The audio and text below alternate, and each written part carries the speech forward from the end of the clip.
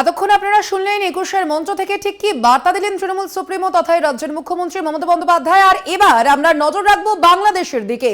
বাংলাদেশে ছাত্র আন্দোলনের জয়, বাংলাদেশ সুপ্রিম কোর্টের হাইকোর্টের রায় খারিজ, হাইকোর্টের রায় বেআইনি এমনটাই জানিয়ে দিল সুপ্রিম কোর্ট।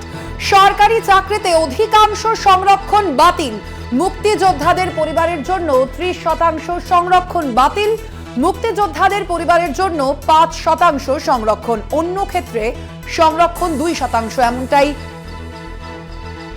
রায় সুপ্রিম কোর্টের। এই বিষয়ে আমরা আরো বিস্তারিত জানবো। আমাদের সঙ্গে ফোন লাইনে রয়েছেন অ্যাসাইনমেন্ট হেড দিব্যেন্দু ঘোষ। দিব্যেন্দু দা, এই বিষয়ে সুপ্রিম কোর্টের আজ কি রায়? এই মুহূর্তে বাংলাদেশ থেকে সব থেকে বড় খবর, তার কারণ গত ৫ই জুন থেকে যে আন্দোলন বাংলাদেশের মাটিতে সংগঠিত হচ্ছে, যে আন্দোলন চলছে, যে সরকারি চাকরিতে মুক্তিযোদ্ধাদের পরিবারের জন্য ৩০% সংরক্ষণ বাতিল করতে হবে, সেই আন্দোলনে কার্যত জয় হলো বলা যেতে পারে।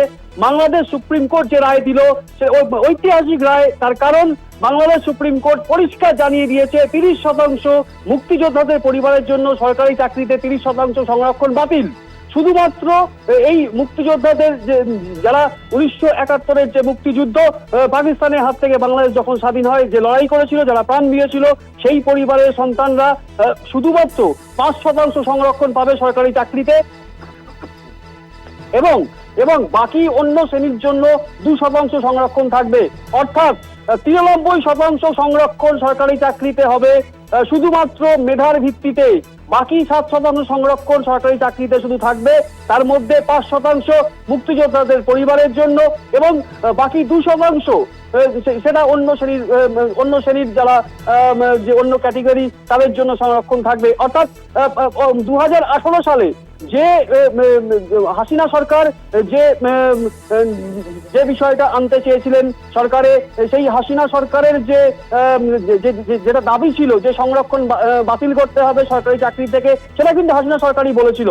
কিন্তু সেই রায়টা খারিজ করে দেয় হাইকোর্ট, এবং হাইকোর্ট রায় খারিজ করে জানিয়ে দিয়েছিল যে এই হাসিনা সরকারের যেটা দাবি, অর্থাৎ সংরক্ষণ যে বাতিলের দাবি, সেই দাবিটা অন্যায্য এবং বেআইনি, যে কারণে এই ৩০% যে সংরক্ষণ মুক্তিযোদ্ধাদের পরিবারের জন্য সরকারি চাকরিতে সেটা বহাল থাকবে। এরপরেই ৫ই জুন থেকে বাংলাদেশ উত্তপ্ত হয়ে ওঠে। ৬৪টা জেলা, তার মধ্যে ৪৭টা জেলায় কার্যত আগুন জ্বলে, এবং এখনো পর্যন্ত আজ ৩টে পর্যন্ত যে কারফিউ জারি ছিল বাংলাদেশে সকাল 10টা পর্যন্ত, সেটা বাড়িয়ে দেওয়া হয়েছিল, 3টে পর্যন্ত করা হয়। এরপরে কি পরিস্থিতি হয় সেটা দেখার। কিন্তু এই মুহূর্তে বাংলাদেশ থেকে সব থেকে বড় খবর যে সুপ্রিম কোর্ট পরিষ্কার জানিয়ে দিল আন্দোলনরত যে ছাত্র সংগঠন, বিভিন্ন বিশ্ববিদ্যালয়, শিক্ষা প্রতিষ্ঠান এবং বিভিন্ন কলেজের যারা ছাত্রছাত্রী, যারা পড়ুয়া, তারা যে দাবিটা তুলেছিল যে সরকারি চাকরিতে মুক্তিযোদ্ধাদের পরিবারের জন্য ৩০% সংরক্ষণ বাতিল করতে হবে, এই ৩০% সংরক্ষণ কিন্তু বাতিল করে দিল বাংলাদেশ সুপ্রিম কোর্ট। পরিষ্কার জানিয়ে দিল মুক্তিযোদ্ধাদের পরিবারের জন্য শুধুমাত্র ৫% সংরক্ষণ থাকবে, অন্য শ্রেণীর জন্য ২% সংরক্ষণ।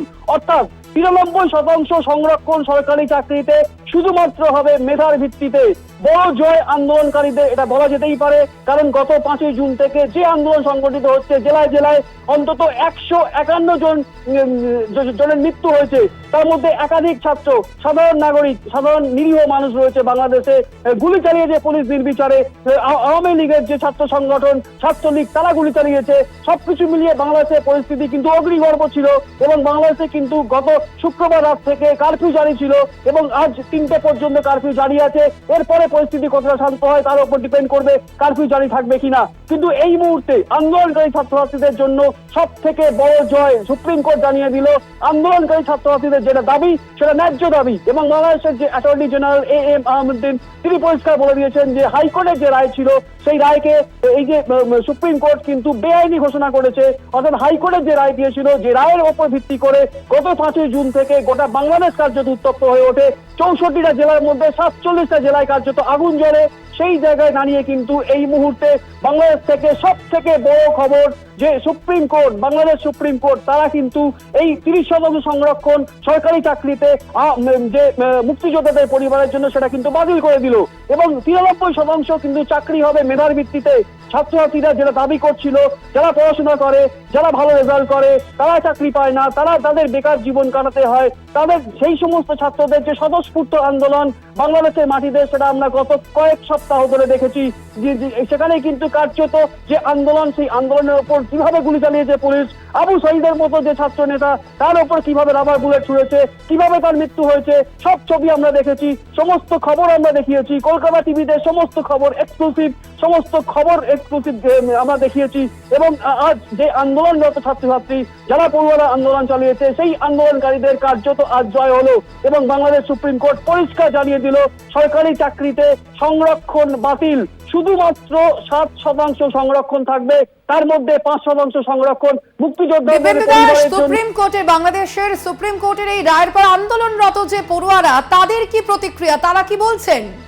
দেখো, আন্দোলনরত যে সমস্ত পড়ুয়া যারা রয়েছে তাদের কারোর সঙ্গে এখনো পর্যন্ত কথা হয়নি, কিন্তু এটা খুব পরিষ্কার আন্দোলনরত পড়ুয়া বা আন্দোলনকারী যাদের যে দাবি, সেই দাবি কিন্তু কার্যত মেনে নিয়েছে সুপ্রিম কোর্ট। সুতরাং আন্দোলন এরপরে অনেকটা সীমিত হবে বা আন্দোলনের ঝাঁজ কমে যাবে, বা যে বিষয় নিয়ে, যে দাবি নিয়ে তারা আন্দোলন চালিয়েছিল এবং এবং এবং দুদিন আগে আমরা যেটা দেখেছি যে বাংলাদেশের শিক্ষামন্ত্রী, বাংলাদেশের আইনমন্ত্রী এই আন্দোলনকারীদের একটা অংশের সঙ্গে বৈঠকে বসেছিলেন। সেখানে তারা 8 দফা দাবি পেশ করেছিল এই আন্দোলনকারীরা। সেই দাবিতে কিন্তু প্রধান যে দাবি ছিল যে এই সংরক্ষণ কিন্তু 30% সংরক্ষণ বাতিল করতে হবে, এবং তার সঙ্গে আর একটা দাবি যেটা কিন্তু স্পষ্ট ছিল যে যেভাবে ছাত্রছাত্রীদের হত্যা করা হয়েছে, যেভাবে তাদের উপর গুলি চালানো হয়েছে, তার নিন্দা করা হয়েছিল সেই দাবিতে। এবং এই যে আন্দোলনকারী ছাত্রছাত্রীরা তাদের যে দাবি, সেই দাবি কিন্তু কার্যত মেনে নিয়েছে বাংলাদেশের সুপ্রিম কোর্ট। কিন্তু এই মুহূর্তে তাদের কিন্তু অন্যতম আর একটা বিষয় কিন্তু তাদের খুব পরিষ্কার করে তারা বলতে চেয়েছে যে তারা যে দাবিটা করেছিল সংরক্ষণ, সরকারি চাকরিতে সংরক্ষণের যে বিষয়টা, সেটা সুপ্রিম কোর্ট হয়তো মেনে নিয়েছে, কিন্তু যেভাবে ছাত্রছাত্রীদের ওপর গুলি চালানো হয়েছে, সরকারকে তার নিন্দা, সরকারের যে প্রশাসন, এই প্রশাসনের প্রতি যে নিন্দা বার্তা তারা দিয়েছিল, সেই সরকারকে কিন্তু সেই বিষয়টা অত্যন্ত গম্ভীরভাবে বিচার করতে হবে। এবং কেন পুলিশ এইভাবে গুলি চালালো, যে আন্দোলন তারা যে দাবি নিয়ে আন্দোলন করছিল, সেই আন্দোলনের উপর পুলিশের যে নির্বিচারে গুলিবর্ষণ, এবং তার সঙ্গে আওয়ামী লীগের যে ছাত্র সংগঠন ছাত্রলীগের গুলিবর্ষণ, তার নিন্দা করা হয়েছে আন্দোলনকারীদের পক্ষ থেকে। এবং আন্দোলনকারীরা পরিষ্কার জানিয়েছে যে এর বিচার চাই, এই বিচার কিন্তু করতে হবে, কেন পুলিশ গুলি চালালো। এবং এত ছাত্রের অন্তত 150 ছাত্রছাত্রীর মৃত্যু হয়েছে, 150 আন্দোলনকারী মৃত্যু হয়েছে, তার মধ্যে একাধিক সাধারণ মানুষ আছেন। সুতরাং এই যে নির্বিচারে গুলি এবং নির্বিচারে হত্যা, সেই ব্যাপারটা কিন্তু অত্যন্ত গম্ভীরভাবে, অত্যন্ত গুরুত্ব দিয়ে হাসিনা সরকারকে বিচার করতে হবে। একদমই দিব্যেন্দুদা, ধন্যবাদ তোমায়। আমরা কথা বলছিলাম, ফোন লাইনে ছিলেন আমাদের অ্যাসাইনমেন্ট হেড দিব্যেন্দু ঘোষ। আপনাদের জানিয়ে রাখি, বাংলাদেশে ছাত্র আন্দোলনের জয়, বাংলাদেশ সুপ্রিম কোর্টের যে রায়, সেই রায়ের পরবর্তীতেই আমরা দেখতে পাচ্ছি যে মুক্তিযোদ্ধাদের 5% সংরক্ষণ দেওয়া হয়েছে। অন্যদিকে অন্য ক্ষেত্রে সংরক্ষণ 2% বাংলাদেশের সুপ্রিম কোর্ট এমনটাই জানিয়েছে। অন্যদিকে বাংলাদেশে এই সুপ্রিম কোর্টের রায়ের পর কিন্তু ছাত্র আন্দোলনের জয় হয়েছে, এমনভাবেই কিন্তু দেখা হচ্ছে এই বিষয়কে। মুক্তিযোদ্ধাদের পরিবারের জন্য 30% সংরক্ষণ বাতিল করা হয়েছে।